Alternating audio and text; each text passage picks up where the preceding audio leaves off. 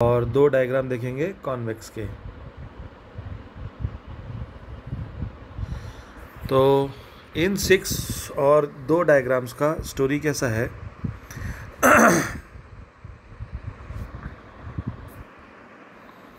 कि इसमें से कॉनकेव के जो 6 हैं उसमें से 5 डायग्राम्स जो हैं वो रियल एंड इन्वर्टेड हैं, और उसमें से सिर्फ एक जो रे डायग्राम है वो वर्चुअल एंड डायरेक्ट है। और जो कॉन्वेक्स के 2 डायग्राम है वो दोनों के दोनों वर्चुअल एंड डायरेक्ट है। ठीक है, तो आपको ये सब समझना पड़ेगा। और ऑलरेडी हम लोग क्लास में काफ़ी कुछ चीज़ें देख चुके हैं, तो हमारे कुछ बच्चों को ये सब एकदम क्लियरली पता है, तो उनके लिए रिवीजन हो जाएगी। कुछ न्यू स्टूडेंट्स के लिए या बाकियों के लिए रिवीजन हो जाएगा। सो आपको इसका एक जो पैटर्न है मैं आपको पूरे डायग्राम्स ख़त्म होने के बाद समझाऊंगा, जो एक तरीका है याद करने का। So now you should understand कि अब आपको पूरा क्लियरली डिफरेंस समझ में आएगा रियल एंड इन्वर्टेड और वर्चुअल एंड डायरेक्ट, ये एग्जैक्टली होता क्या है और कैसे बनता है ना, ये आपको अब एकदम क्लैरिटी से समझेगा ये। तो so let's start. So today इस वीडियो में हम क्या देखेंगे, we will just go to this all 5 real and inverted diagrams. तो कॉनकेव के जो पहले रियल एंड इन्वर्टेड, तो कॉनकेव के जो हमारे पहले 5 डायग्राम्स हैं हम उनको देखेंगे। ठीक है, सो लेट्स सी देम।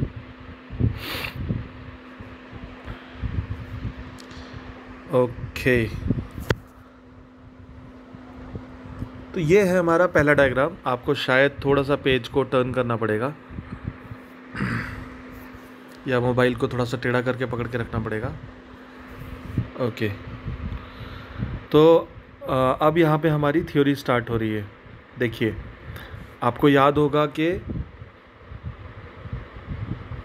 हमने आपको बताया था parallel raise means very far. पहले ही दिन हमने बताया था, यहाँ पे एक चीज़ मिसिंग है, एरो मिसिंग है। तो ये दोनों पैरेलल रेज आ रही है, दिख रहा है आपको, ये वाली और ये वाली, ये दोनों जो पैरेलल रेज आ रही है, इसका मतलब ही क्या है, ये इन्फिनिटी से आ रही है। इन्फिनिटी मतलब वेरी फार डिस्टेंस। तो मेरा जो ऑब्जेक्ट है वो बहुत दूर कहीं पे तो पीछे की तरफ है, और मेरा मिरर यहाँ है। तो बहुत दूर से जब रेज आएंगी तो वो कैसी दिखेंगी, पैरेलल रेज की तरह। तो वो पैरेलल रेज जब आ रही है और इस मिरर से टकरा रही है आके, हर जगह कितने भी पैरेलल रेज बना सकते हैं, मैंने सिर्फ 2 दिखाई हैं। तो वो जो पैरेलल रेज आके इस मिरर से टकराएंगी तो हमको पता है वो first line, if a incident ray is parallel to the principal axis then the reflected ray will pass through the focus. तो मैं आपको इसको क्लियर करके फिर से एक बार समझाता हूँ।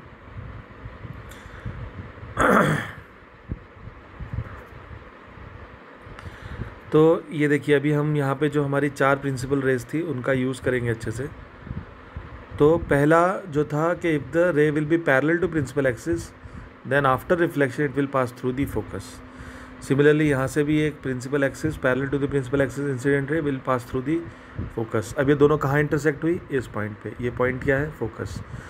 तो हमारी इमेज कहाँ बनेगी, फोकस पे। ये देखिए छोटू सी। तो इसके लिए हम लोग हमेशा nature, position and size of the image पे जाएंगे, NPS शॉर्ट में जिसको बोलते हैं। तो NPS के दृष्टिकोण से अगर आप जाएंगे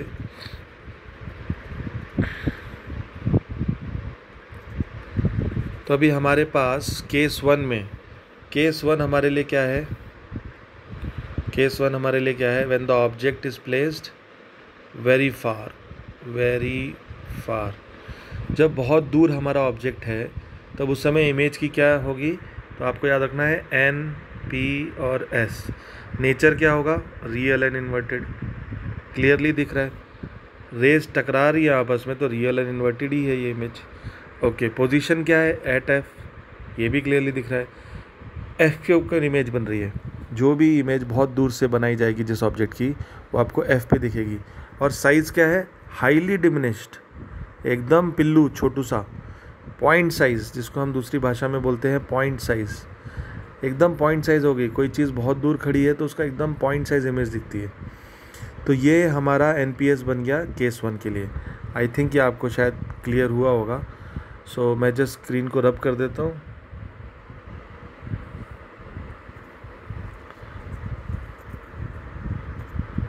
So I'll revise it again. So if the object is placed at a very far distance, then the image is formed at focus, real and inverted in nature, and it is very highly diminished or point size. Okay, so हमारा case 1 हो गया. इसी तरीके से अब हम लोग case 2 देखते हैं.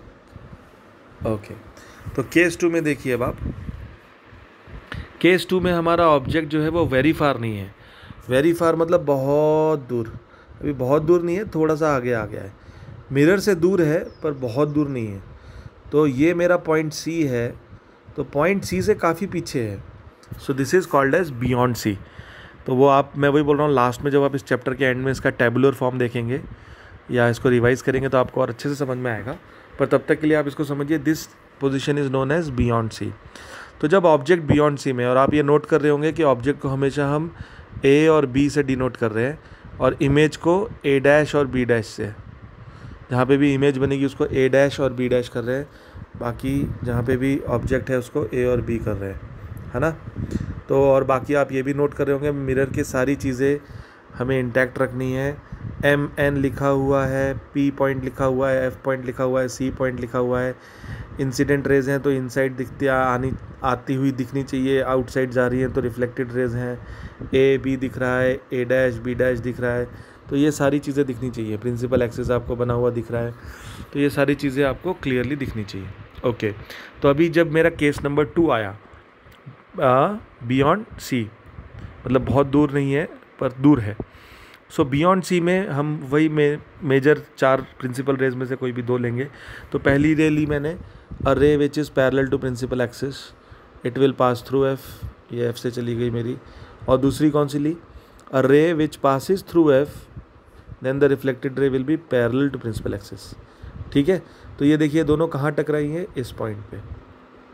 ये जो पॉइंट पे टकराई, ये पॉइंट अगर आप नोट करेंगे तो ये पॉइंट सी और पॉइंट एफ के बीच में है. अब ये देखिए, मैं आपको फिर से इरेज कर देता हूँ एक बार, तो आपको और क्लैरिटी आएगी. तो ये चीज़ें सब आपको ध्यान देनी है. ऑलरेडी सब बुक में दिया हुआ है, आपके चार्ट्स बने हुए हैं, so please go through them. अब आप फिर से ध्यान देखिए, ये ऑब्जेक्ट का साइज़ मेरा पहले कितना बड़ा था, यहाँ से लेके यहाँ तक. अब मेरा इमेज का साइज़ कैसा हो गया, छोटू हो गया है. ऑब्जेक्ट बियॉन्ड सी था, image between C and F बन रहा है. तो इसी तरीके से मैं इसका एनपीएस क्या लिखूंगा, what will be the nature of the image. Nature is real and inverted, क्योंकि एक्चुअली में मेरी रिफ्लेक्टेड रेज वे टकरा रही है. देखिए ये है रिफ्लेक्टेड रे, ये है सेकंड रिफ्लेक्टेड रे, दोनों टकरा के यहाँ बन रही है. तो रे नेचर क्या है इसका, real and inverted. N P position क्या है ऑब्जेक्ट की, इमेज की, सॉरी ऑब्जेक्ट की पोजीशन क्या है, बियॉन्ड सी. और इमेज की पोजीशन क्या है, between C and F. Between C and F, दोनों के बीच में बन रहा है. And what is the size, देखिए उसका ओरिजिनल साइज़ ये था, बाद में छोटू हो गया, so diminished. So second case में when the object is placed at beyond C, the image is between C and F, it is real and inverted and it is smaller in size और diminished. ठीक है, सो ये हमारा case 2 हो गया. अब हम जाएंगे केस 3 पे. तो ऐसे हमारा एक एक करके ये पास आते जाएगा. अब ऑब्जेक्ट और भी पास में आ गया.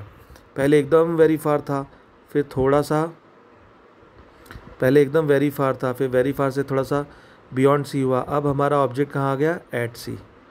तो अगर ऑब्जेक्ट एट सी पे है तो अब आप देखिए मेरा ऑब्जेक्ट भी यहीं है ए बी, और मेरी इमेज भी यहीं है ए बी, और दोनों का साइज़ भी अपेरेंटली सेम दिख रहा है. ये ए बी है, ये ए डैश बी डैश है. ठीक है, तो फिर से वही हम 2 रेज लेंगे.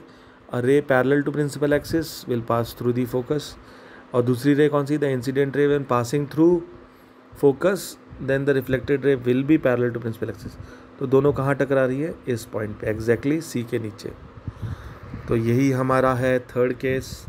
If the object is placed at C, so then if you have clearly noted, the image will also be at C, the image will also be formed at C. Nature will be of course real and inverted, क्योंकि actually में मेरी raise जो है वो टकरा रही है. ये मेरी रिफ्लेक्टेड रेज है, ये दोनों रिफ्लेक्टेड रेज यहाँ पे आके लिटरली टकरा रही है. तो यहाँ पे इसलिए नेचर इसका है रियल एंड इन्वर्टेड. और साइज़ क्या है, सेम साइज़, जो यहाँ पे सेम था, जो यहाँ था साइज़ वही यहाँ है. तो ये मेरा थर्ड केस हो गया, ठीक है। तो when the object is at C, the image is at C, size is same size and the nature is real and inverted. Fourth image क्या हो रही है? अब फिर से देखिए, मेरा ऑब्जेक्ट पास जा रहा है, पहले वेरी फार, फिर बियॉन्ड सी, फिर एट सी, अभी अंदर आ गया वो, बिटवीन सी एंड एफ। ये सी है, ये एफ है, उसके बीच में है मेरा ऑब्जेक्ट। तो मेरा ऑब्जेक्ट अब बिटवीन सी एंड एफ आ गया है, तो और पास पास पास पास आते जा रहा है ऑब्जेक्ट। अब वापस हम लोग वही 2 रेज लेंगे, अभी भी 4 में से कोई भी ले सकते हैं, पर मैं अभी आपको वही 2 रेज लेके एकदम इजीली बन रहा है इसलिए समझा रहा हूँ। पहली रे वही parallel to principal axis, then the reflected ray will pass through the focus. दूसरी रे वही passing through focus will be parallel to principal axis. दोनों कहाँ टकराई? इस पॉइंट पे जो कि बियॉन्ड सी था। अब आप साइज़ देखिए, ए और बी यहाँ थे, छोटू थे, अब ए डैश बी डैश कैसे हो गए? बड़ा हो गया। सो ये मेन पॉइंट्स हैं, तो आपको याद रखना पड़ेगा। वापस इसके लिए एनपीएस क्या हो गया? If the object is placed between C and F, अगर आपका object between C and F है, then between C and F है, ये देखिए बिटवीन सी एंड एफ है, then the image is beyond C, ये बियॉन्ड सी बन गया इस तरफ, this point is beyond C. Nature is real and inverted, actually में रे टकरा रही है तो रियल एंड इन्वर्टेड है। एंड एनलार्ज, इससे बड़ा है ये, तो उससे बड़ी इमेज बनी है, so this will be known as enlarged या मैग्नीफाइड, कोई भी वर्ड यूज़ कर सकते हैं आप। तो ये हमारा फोर्थ केस हो गया, मैग्नीफाइड एंड एनलार्ज। तो नेचर, पोजीशन एंड साइज। अभी हमारा रियल इन्वर्टेड का आज का 5th केस। सो ये हमारा आज लास्ट स्लाइड है। 5th केस में क्या है? द ऑब्जेक्ट फिर और पास आया। आप देखिए, मैं बताया था वेरी फार से चालू हुआ था, वेरी फार, फिर बियॉन्ड सी, फिर एट सी, अभी बिटवीन सी एंड एफ, अब एट एफ। अगर ऑब्जेक्ट एट एफ है तो यहाँ पे जब खड़ा है, तो अगर आप इसकी 2 रेज बनाएंगी, तो अब इसमें वो 2 रेज हम लोगों ने जो 4 प्रिंसिपल रेज में से थी, उसमें से हमने फर्स्ट एंड फोर्थ यूज़ की है, क्योंकि थर्ड और सेकेंड रे को यूज़ कर पाना थोड़ा सा मुश्किल है। A ray parallel to principal axis will pass through F, ठीक है। अभी रे पासिंग थ्रू एफ कैसे करेंगे? वो ऐसा करेंगे तो रिफ्लेक्शन कैसे दिखाएगा? तो नहीं दिखा पाएगा। और दूसरा एक है, ऑप्शन कर सकते हैं अ रे पासिंग थ्रू सी। तो अगर हम सी से पास करने वाली रे, तो थोड़ा सा मिरर को लंबा करना पड़ेगा इसमें। तो अगर सी से रे पास करने वाली जो पीछे से अगर ऐसे आए, तो वापस सी की तरफ ही जाएगी, तो आप देखिए ये भी पैरेलल बनेगी। एक्चुअली कर सकते हैं, अगर आप ये मिरर को और लंबा करें, इधर इसकी दाढ़ी बना दो, ये सपोज़ मिरर है यहाँ अगर, तो ये पैरेलल बन रही है, आपको दिख रहा है क्या? थर्ड रे ये पैरेलल बन रही है, ये रे और ये रे तीनों पैरेलल हैं। So ray passing through C will be again trace back the same path. तो ये देखिए तीनों रेज पैरेलल जा रही है आपस में, और आपको पता है पैरेलल मतलब क्या? इन्फिनिटी। पैरेलल मतलब क्या? इन्फिनिटी। पैरेलल मतलब क्या? इन्फिनिटी। वेरी फार, इन्फिनिटी मतलब क्या? Very far distance. तो अगर एट एफ होगा ऑब्जेक्ट, तो इसका मतलब ये है इमेज उसकी बहुत दूर बनेगी, साइज़ भी बहुत बड़ा होगा। So nature, position and size.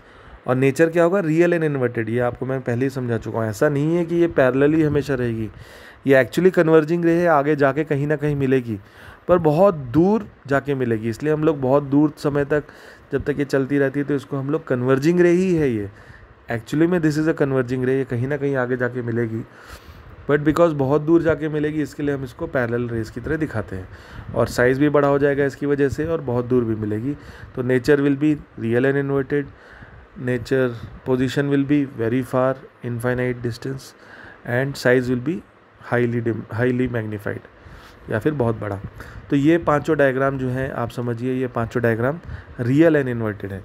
Real and inverted का बेसिक इसमें समझने वाली बात क्या है? रियल एंड इन्वर्टेड है जिसमें आपकी रिफ्लेक्टेड रेज एक्चुअली में इंटरसेक्ट कर रही है, वो है। पर अभी हम जो बाकी के 3 डायग्राम्स देखेंगे दूसरे वीडियो में, उसमें रेज एक्चुअली में इंटरसेक्ट नहीं करेंगी, वहाँ पे हमें ऐसा लगेगा कि रेज इंटरसेक्ट कर रही है।